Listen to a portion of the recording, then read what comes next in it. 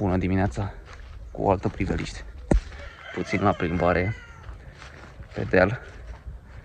Am ieșit puțin la cardio, pe stomacul gol, fasted. Încerc să fac undeva la 30-40 de minute. După care mă voi duce să mănânc prima masă. O altă priveliște. Aer curat, foarte frumos. Nu am mai ieșit de foarte mult timp și spre rușinea mea am ocazia să ies în astfel de locuri în fiecare dimineață. Deci în fiecare dimineață aș putea să vin să fac cardio aici. Mers, nu aș avea nevoie neapărat de bicicletă sau de bandă. În fiecare dimineață pot să-mi fac pașii înainte de prima masă. Un start metabolic, digestia se pune la muncă, deci numai beneficii. O plimbare, poate chiar și una de legat, pe stomacul gol, încât să pui cât mai mult sângele în mișcare, să crească cât mai mult pulsul, să dă și o stare de bine. Dar, na, eu mă rezum doar la mers. Mers un pic mai alept momentan. Perioada de off-season, s-au mai acumulat câteva kilograme. Se vede, cred că și după fața mea, față de cum eram în pregătire. Nu sunt foarte multe kilograme. Am undeva la 67 pe stomacul gol. Ceea ce e destul de bine. După 3 luni de la concurs, 3 luni jumate, a fost un cântar foarte controlat. Toată vara m-am menținut cam pe la 62-63 de kilograme. Sincer, nu știu ce a fost în capul meu să mă mențin atât de lean, pentru că la kilogramele sunt destul de lean. Cred că undeva la 10% body fat, chiar sub 10. Și nu a funcționat optim. Hormonal, spiritual, cu sistemul cognitiv, adică creierul nu prea funcționa la capacitate maximă. Luam foarte greu decizii. Trebuia să stau să mă gândesc foarte mult. Anumite chestii din pregătire. Cu asta voi povesti cu alt episod. Ce înseamnă cu adevărat să ajungi la sub 10% body fat și ce înseamnă viața acolo. Despre asta e vorba. Ca sportiv natural. Dar cu o altă ocazie voi povesti. Mi-am luat un bidonaș cu 500-700 ml de apă, o lămâie stoarsă, o capsulă de vitamina C cu o capsulă de magneziu, care chiar apă cu lămâie pentru că este foarte amară. Priviți ce frumos se vede.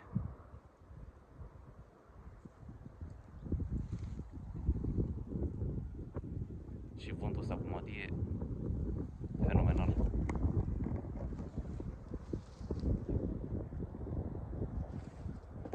Foarte frumos. Chiar îți dă o stare de bine. Tu singur aici cu gândurile tale te deconectează total. Gândiți-vă să faci cardio în astfel de locuri unde este liniște totală și cardio pe lângă mașini, pe stradă, care este o diferență foarte mare, nu se compară. Pentru că aici te deconectezi total, ești singur cu gândurile tale, te gândești, îți pui în cap ce ai de făcut astăzi, te gândești ce am de îndeplinit astăzi, ce obiective am pentru astăzi. Prima masă a zilei, clasicul ovăz cu topping de iaurt. Trebuie să mă pun să-mi fac pieptul de pui, orezul pentru astăzi. Și cam asta e.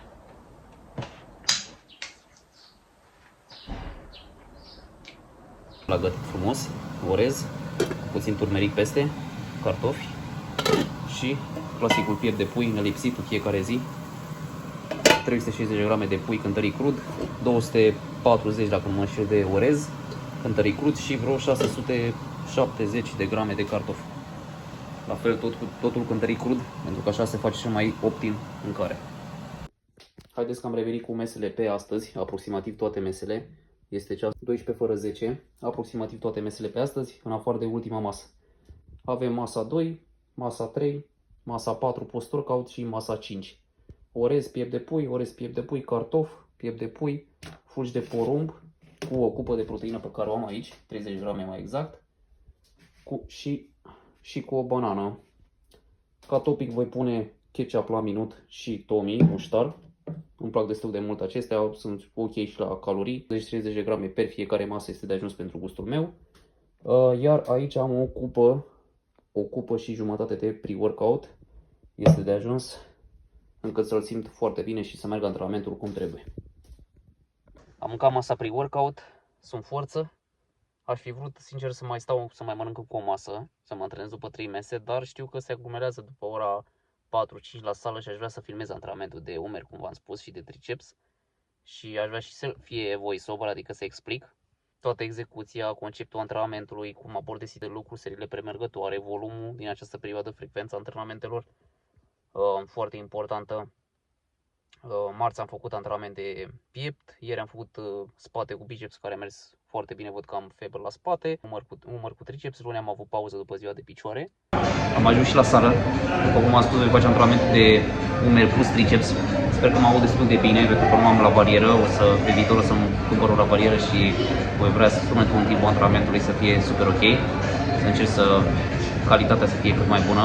Desc articular, după care începem cu primul exercițiu, ridicări laterale cu gantrele sau ridicări la scripete cu mâner, unilateral cu fiecare braț.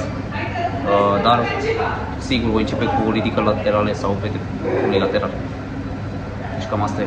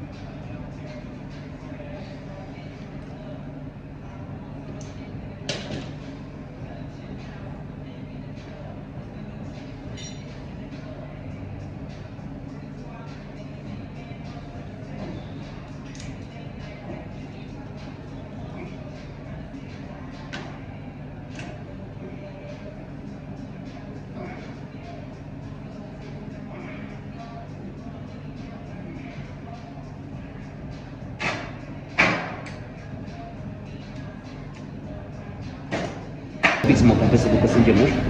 Începem cu 14 kg prima serie de lucru, vedem dacă merge.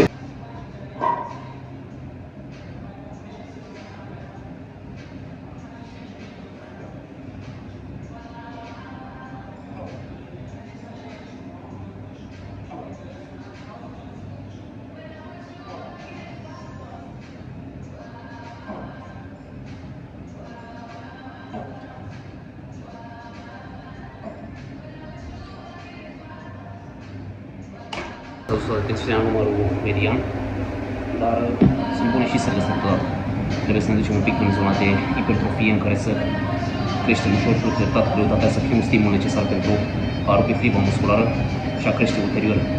Altfel, dacă am lucrat foarte mult pe contracție, izometrie sau totul să fie super controlat, super exemplar, nu reușim chiar să scoatem maxim la fiecare antrenament. Scoți maxim doar din tensiunea aceea musculară, dar vrei un pic să stimulezi și mai mult musculatura, fibra musculară în se rup.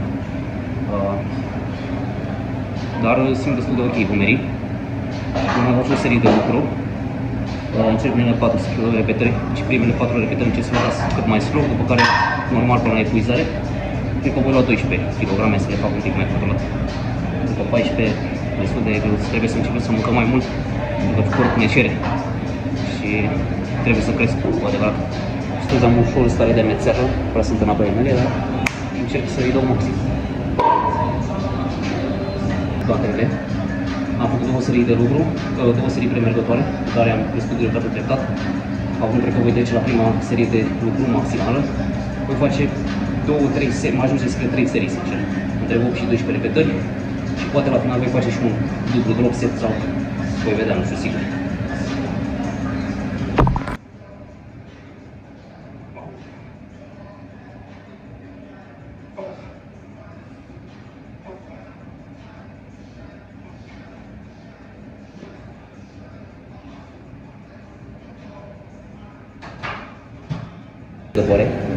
Voi încerca să fac cu 32 de kg, seria de lucru maximală. Eu zic că pot undeva la 80 repetări mai mult ca sigur.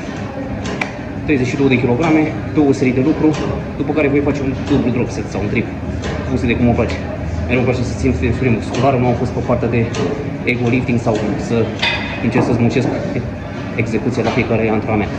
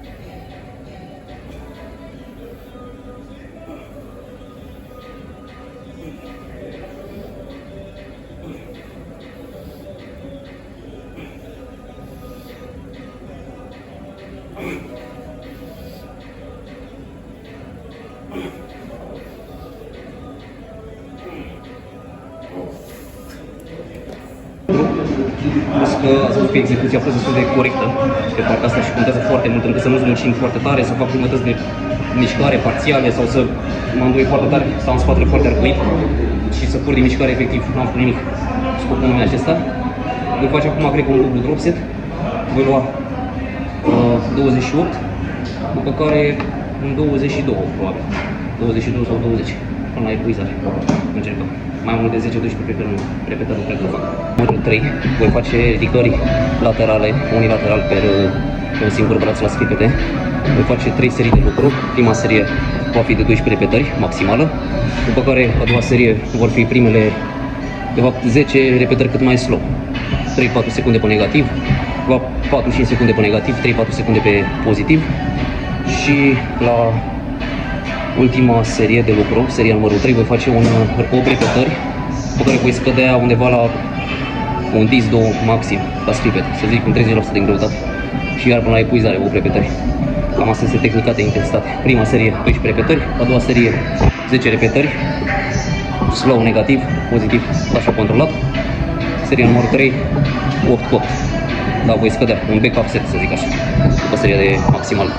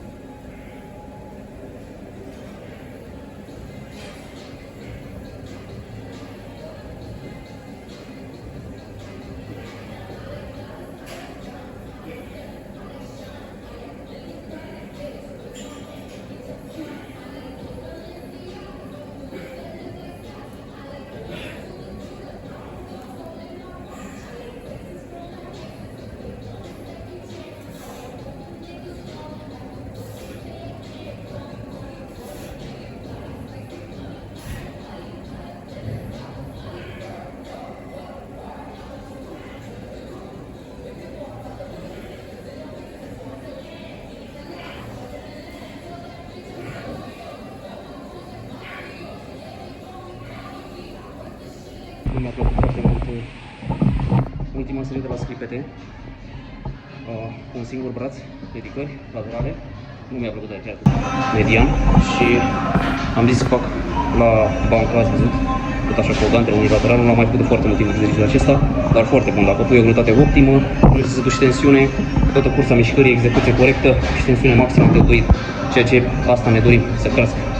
Altfel, s-ar duce tensiunea în trapez, în alte articulații sau alte grupe musculare, ceea ce nu ne dorim. Ramat vertical cu priză largă, pe băncuța înclinată sprijinit cu pieptul, adică pe această băncuță. Voi face revers fly, revers fluturări inverse, cu pieptul sprijinit. Cu super serie la aparatul de pec deck-ul, cu super serie la pec deck, invers pentru umăr. Deci practic revers pec deck, 10 repetări cu 10 repetări. Voi face 10 repetări la băncuță, după care 10 repetări la pec deck pentru umărul posterior. 3 serii așa.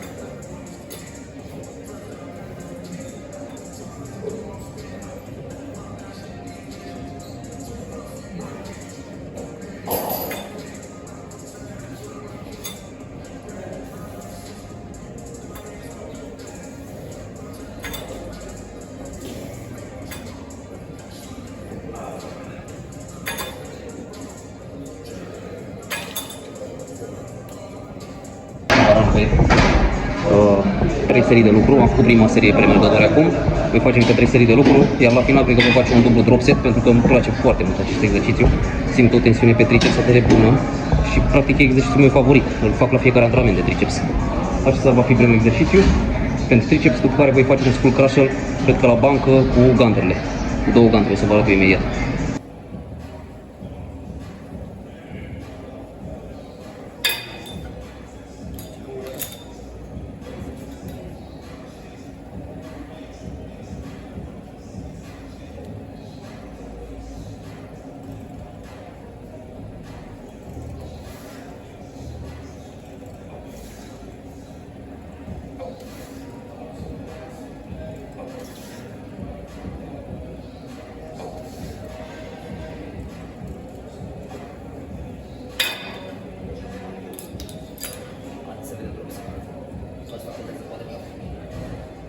Aici tensiune maximă.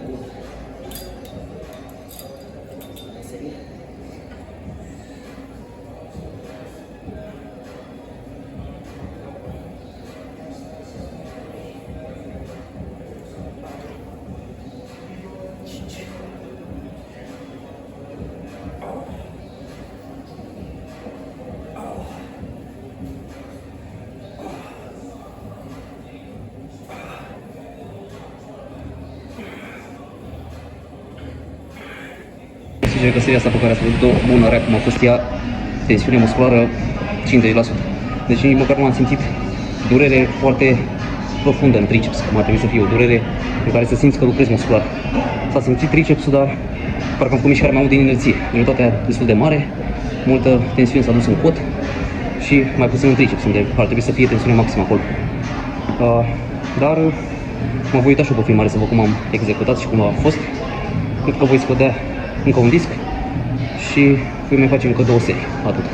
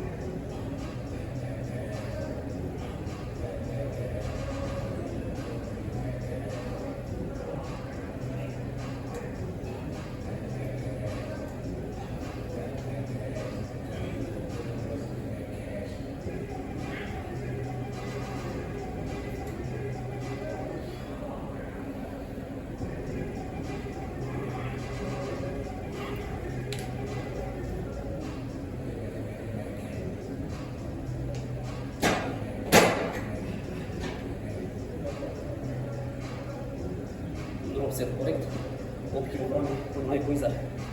12 kg am făcut 8 repetări, 7, acum încercăm minim 10.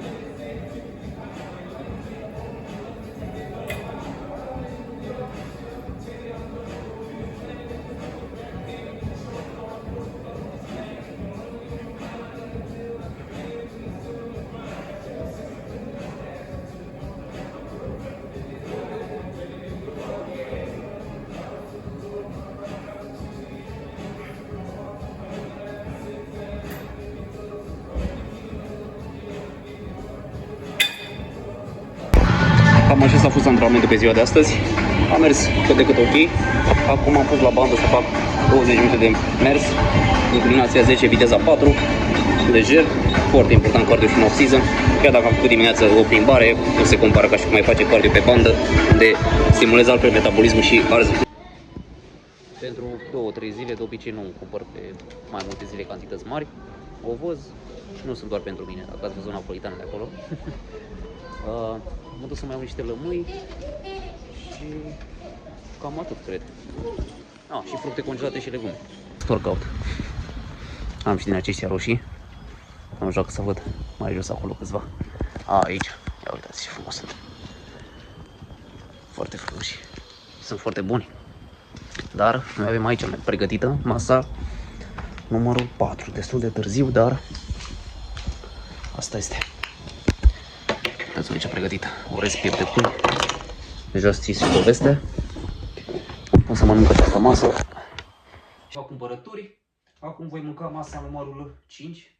Cartofi, piept de pui, legume, puțin ketchup. Deja v-am prezentat-o la început, cam acelea au fost toate mesele. O să mai lase, cred că compusă din 2-3 ouă întregi, pentru că mai trebuie să-mi fac grăsimile. Sunt undeva la 50 ceva de grame de grăsimi. Și în perioada aceasta aș putea să mă duc chiar în 80-90, poate chiar 100 de grame de grăsimi dacă îmi doresc. Dar mult, destul de mult, pentru că vreau să acopăr o balanță calorică din tot spectrul de macronutrienți, să fiu peste 60% carbohidrați, ceea ce grăsimii undeva la 60, 65, 70, 75 sunt ok. Numărul 6, ultima masă pe astăzi, o salată de vară, chiar dacă nu mai este vară, roșii castraveți, 3 ouă întregi, cartofii care mi-au rămas de la masa 5, pentru că nu am reușit să-i mănânc pe toți, 2 felii de pâine integrală, puțin ketchup acolo, aproximativ 30-40 de grame și cam asta este masa. Foarte bun. Mănânc ultima masă pe astăzi, este aproape 10 ceasul, după care mai stau o jumătate de oră, o oră maxim și vreau să mă culc. Pentru că mâine este o nouă zi, o nouă oportunitate de a fi mai buni, de a ne îmbunătăți, de a face acest sport minunat, pentru că chiar este frumos să faci acest sport și mie îmi place disciplina, îmi place să mănânc în felul acesta, nu este un stres, competițiile în sine, perioada de off-season este plăcută, chiar dacă poate pui mai multe kilograme, pui mai mult în sportul ăsta, perioada de pregătire cu perioada de off-season au un rol foarte important și le văd sensul. Și ar trebui să începem să ne bucurăm și de perioada de off-season, nu doar de pregătirea ține, când corpul se schimbă, o formă din ce în ce mai bună, posing și așa mai departe, antrenamente, dar și off-season este foarte important. Aici se vede cu adevărat cine este pasionat de acest sport. Astăzi, sper că v-a plăcut activitatea mea, antrenamentul de umeri cu triceps. A fost un antrenament ok, m-am antrenat după 2 mese, cred că ar fi mers să mă antrenez după 3 mese. Probabil aș fi avut o pompare mai bună sau mă simțeam mai bine perioada ca stare. Dar pre-workout-ul și-a făcut treaba, energie a fost, inclusiv și acum am energie, deci în continuare pre-workout-ul este acolo unde trebuie. Dau chiar și un PR la împins pentru umeri, pe băncuță.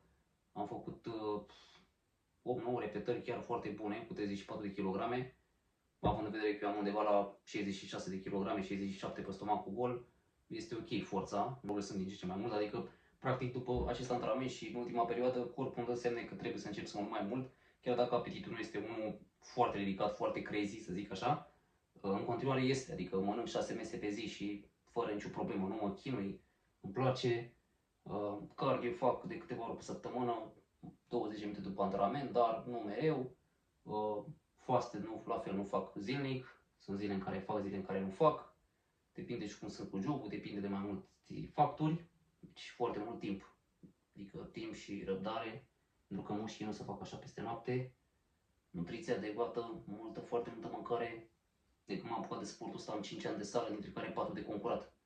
Am făcut destul de multe competiții, 7 competiții la activ și am trecut de foarte mult timp, de foarte multe ori în acest proces și pot spune că am învățat destul de multe chestii și nu mi-am dat timp de off-season de calitate, poate chiar mai mult de un an în care să încerc să mă îmbunătățesc. Dar începând, cred că de anul acesta sau de la anul, trebuie să urmeze îmbunătățiri drastice și sportul ăsta să-l trec, cred că, la următorul nivel.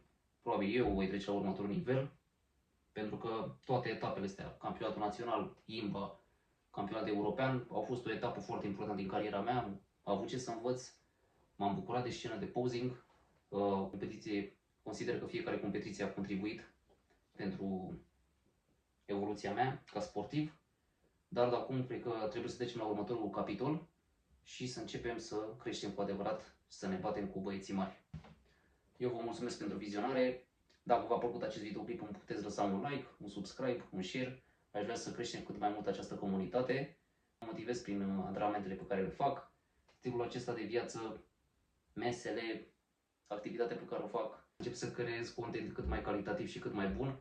Treptat o să îmbunătățesc tot ce ține de parte de video, audio și așa mai departe. Vă mulțumesc pentru vizionare și ne revedem la următorul videoclip.